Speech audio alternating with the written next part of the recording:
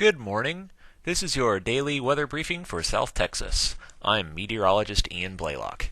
Today is Thursday, January 30th, 2014. Today's weather headlines: a significant warming trend will begin today with highs in the mid to upper 60s. It will be unseasonably warm Friday and Saturday with highs around 80. And then a cold front will move through late Saturday night into early Sunday morning, cooling things down for the beginning of next week. Here's the current surface map as of 3 a.m. A surface high pressure axis is currently located over the southeastern U.S., with a low pressure system developing over the high plains. 24 hours from now, the high will still remain in place for the southeast, while the low is forecast to dive southward. This will lead to synoptic scale southerly flow with associated significant warm air advection over South Texas until the cold front arrives in our area late Saturday night into Sunday morning.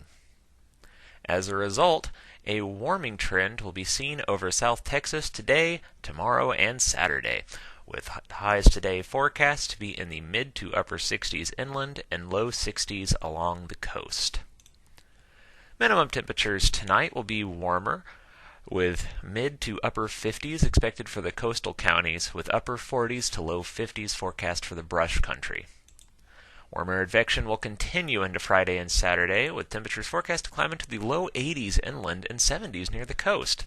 Quite warm for this time of year.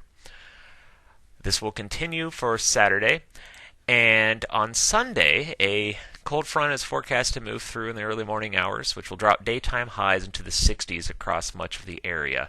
There is a 30% chance of precipitation along and behind this front near the coast, with 20% chances further west. Now, what I think you're wondering is the groundhog going to see its shadow?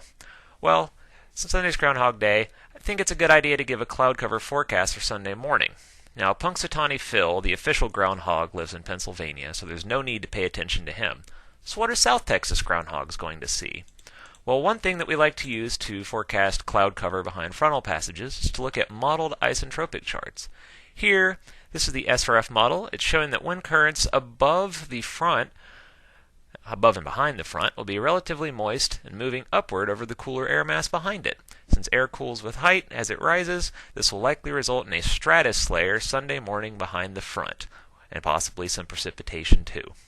Which means that our groundhog is probably not going to see his shadow, which according to tradition means that winter will be coming to an early end. And while there's little climatological truth in the Groundhog Day legend, the fact that we live in South Texas means that warmer temperatures are never that far away.